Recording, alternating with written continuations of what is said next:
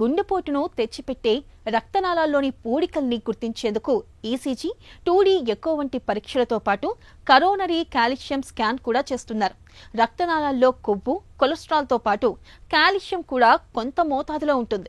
ఈ కాల్షియం మోతాదును అంచనా వేయడం ద్వారా రక్తనాళాల స్వభావాన్ని, గుండెపోటు వచ్చే అవకాశాలను చాలా వరకు అంచనా వేయచ్చని చెబుతున్నారు డాక్టర్లు.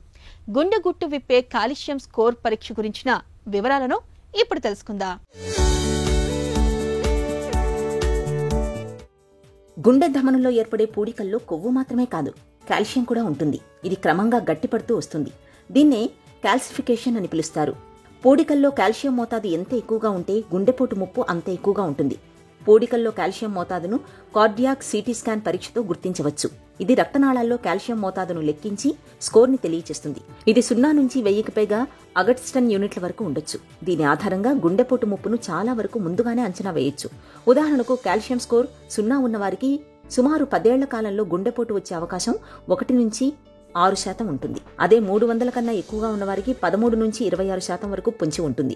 కాల్షియం స్కోర్ 0గా ఉంటే ఎలాంటి పూడికలు లేవని అర్థం. వీరికి గుండెపోటు ముప్పు చాలా తక్కువ. స్కోర్ 1 నుంచి 10 మధ్యలో ఉంటే కాల్షియం మోతాదు చాలా తక్కువగా ఉన్నట్టు.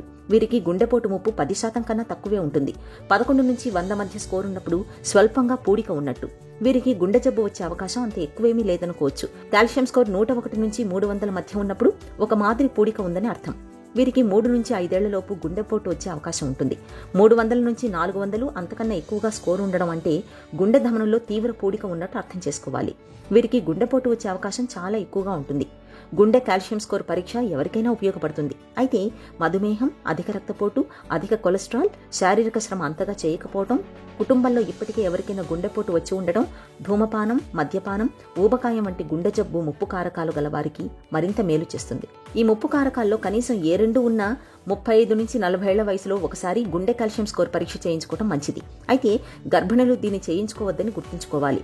కాల్షియం స్కోర్ ఎక్కువగా ఉన్నప్పుడు కొలెస్ట్రాల్ను తగ్గించే స్టాటిన్ మందులతో పాటు ఆహార, వ్యాయామాల విషయంలో తగిన జాగ్రత్తలు తీసుకోవాలి. తరచూ గుండె సంబంధిత పరీక్షల్ని చేయించుకుంటూ ఉండాలి. అప్పుడే ప్రాణాధారమైన గుండెను మనం కాపాడుకోగలం.